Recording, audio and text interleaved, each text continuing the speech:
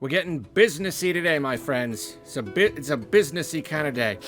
Yep, smells like business. Let's talk business. Let's talk about Square Enix. It seems that recently Square Enix has been seeing some losses. It's not hitting the, monetary goals that it would like to hit. As many people have pointed out, a lot of this has to come down to the fact that they spent probably an enormous amount of money on Final Fantasy VII Rebirth and then just put it on PlayStation, so they're not hitting a very large amount of their audience there. That's got to have something to do with it, but it's possible there's a lot of other stuff too. Games is a complicated business, I know. And because they're not making the kind of money that they want to make, they are seeing something of a restructuring within the company. They announced to their investors that they are canceling a bunch of games. They're cutting their losses. This will see them losing a lot of already invested money, to the tune of about 22 billion yen, or $140 million. $140 million worth of projects just down the toilet.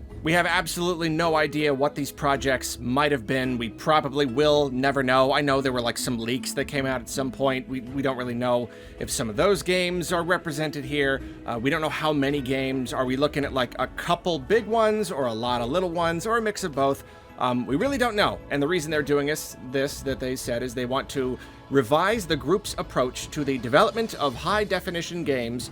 Not sure why they specified high definition, a little weird, with the intention of being more selective and focused in the allocation of development resources. Basically, they want to focus on fewer, higher quality games. As far as I can tell, it seems like they're still working on all of their previously announced games, especially like big ones. Dragon Quest III Remake, Dragon Quest XII, Kingdom Hearts 4, that kind of stuff is probably safe, but there's just no knowing what other projects were in development and are now just completely scrapped. And it is unfortunate. The thing about this story is that I can definitely see both sides. I can kind of see how this could be a good thing and an understandable thing for them to do as a business, but also potentially a less good thing. It really could go either way. Let's start with the good side, how this is potentially a good thing. I think it is really cool when a company can see that there is a problem and they decide to just cut right to the heart of the problem. Just nip it in the bud right away. Some companies, they want to course correct and it takes them a while, and they initiate these like smaller, more gradual changes that can kind of take years to kind of swing the company in the right direction. So it seems kind of brave for a company to just be like, no, this is a change we're going to make and we are going to lose a bunch of money for doing it, but we're going to do it right now because in the long term, we know that this is the right thing. The 3DS launch debacle comes to mind. 3DS launched $250. Nintendo made a really big mistake. The market was just not interested at that price. So instead of kind of like, well, let's drop the price little by little, or like, let's just kind of wait until the right games come out. Instead, they were like, no, this is a problem we need to solve right now. They cut the price by like $70, huge thing, lost a whole bunch of money. But in the end, that ended up being the right thing to do, and it was seen as a very, very bold move that not every company would be willing to make, especially because investors don't like losses. They do not like losses at all. They don't want to see it happen. So like a big loss all at once, they would commonly push against that kind of thing. So if you look at it that way, I think it's kind of cool that Square Enix is seeing like, this is a thing that needs to change. Let's just do it right now. It hurts, but let's do it. And I have to admit that focusing more on games that they are like kind of more confident in could be a good thing, because they have not only been producing hits recently. Like Square Enix puts out loads and loads of great games. Everybody's crazy about Final Fantasy. They've put all sorts of great RPGs on Switch and all that. But they've also had some pretty big duds in the last few years. I would say the standout ones are Foam Stars and Forspoken. Like those, I don't know if those were successful at all in any sense of the word successful. And I feel like, sometimes a game will come out and it might be a little bit divisive or something, but the immediate reaction to Foam Stars and Forspoken was so like kind of negative to neutral, just kind of in there, that they seem like very big missteps on the part of the company. I feel like if you reveal a game and just the overwhelming reaction is just kind of, just nobody's really interested, then that means that you have made a very big mistake. You know, Foam Stars, it's kind of a cool idea. I can see what it's doing. It's not a bad thing to take a game that already exists and kind of do your own spin on it. That's how genres evolve. They wanted to do their own kind of version of Splatoon, but for whatever reason, it didn't really appeal to anyone that I have seen. Personally, people just weren't that interested, and it came and it went, and that was it. And then Forspoken, do I even need to go into Forspoken? This was a big game. They spent a lot of money on this game. This is a AAA big adventure game, probably very, very expensive, and yet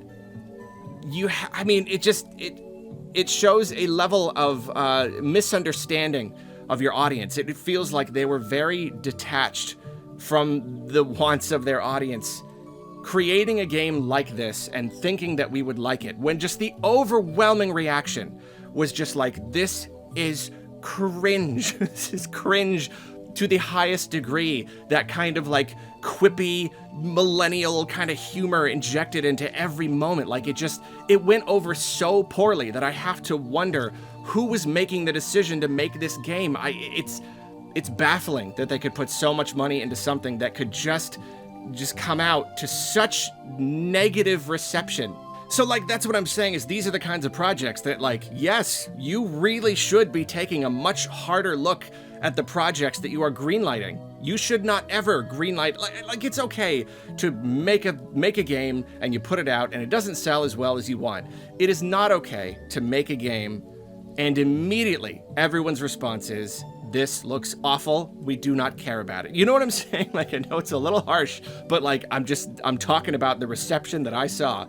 People just didn't care about these games. Not saying no one, as always.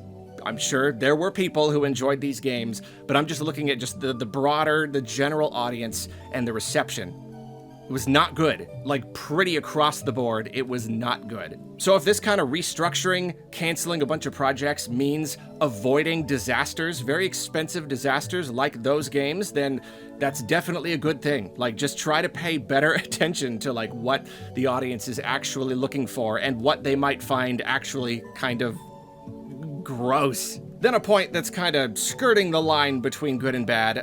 Square Enix has been putting out a lot of RPGs, a lot of kind of smaller to medium budget RPGs, many of which have been on the Switch, and they're all really reviewing well. They seem to all be very, very good games, but they are just not selling well. They're really not selling well. It feels like every single one of the, especially on the Switch, all of these great games, Octopath 2, Triangle Strategy, and all this, they never seem to sell much more than 1 million units. And that's really not great, just considering how expensive it is to make even a smaller budget game like this, especially because these are very high quality, they're very well polished, and they're full of voice acting and all that stuff. They're probably barely making any money on any of these games. And it is okay to have smaller projects that make a less amount of money. Making any money at all, is fine. Not every game has to make a ton, but at the same time, I can see their perspective, just again, as a company with investors and all that stuff, it's an opportunity cost thing. Yeah, it's okay to make a smaller game with a smaller budget that makes a little bit of money, but we could be using that money, those resources, we could be putting that into something that could potentially be more profitable, and they are seeing that this whole thing where they're pumping out a bunch of smaller RPGs, it's just not giving them the profits that they want, and the player, us, we can see, no, we love it, just keep giving us these little RPGs.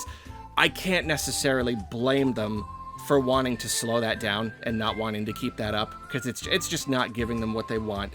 Sad to see it go if they stop doing that, but a little bit more understandable. So yeah, this restructuring, canceling games and stuff, it could ultimately be a good thing for them, and maybe even for the players too, if it means, fewer higher quality titles or whatever. It would be sad to see all of these smaller RPGs go, but it could just be they're gonna do just less, just not quite as many. That would still be fine. But then, on the other hand, this whole restructuring thing, we don't know what's getting canceled. And that's the scary part. You know, for all we know, a bunch of really great games have just been canceled. Really, really terrific titles just went down the drain. We just don't know. And that's the scary thing about a company making a big shift. It's not always a good thing. They feel like they've learned a lesson and they are thus changing their strategy. But big companies have a pretty poor track record when it comes to taking the right lessons and making the right changes. Do you know what I mean? Especially if a company has been making some questionable decisions up to this point, they decide to make another really big decision and course correct. You don't know if they're going to make the right decision in this case either. And if that course correction is drastic, that could lead to drastically bad outcomes. And you know, with a big company making games that take years to make, if it ends up being a bad thing, this could negatively impact them and the games that they produce for a long time. A big company decides to cancel a bunch of projects and refocus what kinds of games they want to do. They could be getting smarter. They really easily could be just like genuinely like, no, like we're going to do these games right here. We're only going to do a handful of them a year, and they end up being great. And this whole thing, and they end up being a healthier company, more successful. We get better games. Cool. Or they could be doubling down on everything that we don't want to see. I mean, we've seen this with actual other companies before.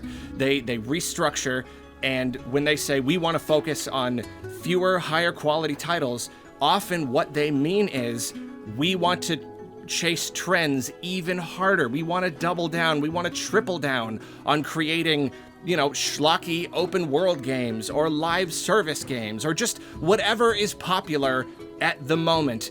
That's what we're going to do. And that's not what we want to see. That is obviously absolutely not what we want to see. And I will say it is a little bit worrisome. Some of the other stuff that Square Enix has been saying, like their whole stance on AI. Everybody is pushing back against the use of AI in games, generative AI, to create assets, to create art for games. Nobody wants that. And yet Square Enix keeps insisting, nope. That is the future. We are using AI. We are increasing the use of AI all the time. It is going to be an integral part of our business. That does not necessarily give me a ton of confidence about this decision. Like, I'm all for making fewer games. It's true, they have been putting out a ton. Just an absolute ton. Make fewer. Absolutely. But I don't want them to stop making smaller games, smaller to medium budget games, or more creative, experimental games, niche games, like these cute little RPGs. I don't want them to stop doing that altogether. Like, is that what they're axing? Is that specifically what they are axing? Is all of these little RPGs and niche games? That would be bad. Scale it back. That's okay. You really don't want it to turn into, you know, Square Enix is just a handful, just a tiny handful of big AAA trend-chasey games per year. And that's it. That's what Square Enix is now. And because like their identity is in RPGs, you know, like that's their thing. And anytime a company moves away from making smaller and more interesting games, that's just a bad thing. That's PlayStation right now. I have no love at all for PlayStation right now. All of the decisions that they have been making, they're terrible. They are jettisoning everything that used to give them personality and make them feel charming and experimental. Their legacy is built on this weird experimental stuff. You play, Astro's Playroom on PS5, and just the whole thing is so charming, and it's just a love letter to all these weird, experimental, colorful, cartoony, fun games that PlayStation has put out over the years, and PlayStation has decided they just don't want to do that anymore. They don't do that anymore. They are focusing on big AAA prestige titles and live service games and all that stuff.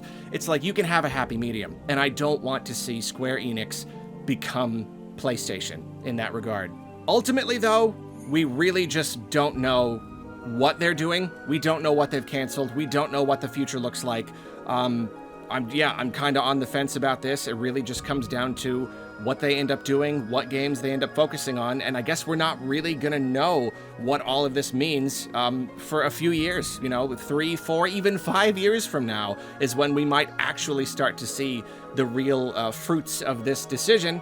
And until then, we are just left guessing, I suppose, which is frustrating, but that's business, I guess. That's video games. I think a big tell is going to be whether or not we see a good, exclusive, even, temporarily exclusive RPG title for the next Nintendo system, within the first few years of its life. If we get another, Octopath 3 or something similar, a new Bravely Default, something along those lines, if we get that within the first few years of Switch 2 or whatever, then that's going to be a pretty good indication. But if we don't, then that might just be that nice little period where Square Enix wanted to make a bunch of cool little stuff for Nintendo system. Not gonna happen anymore. So, I don't know. That's another thing. We just gotta wait and see.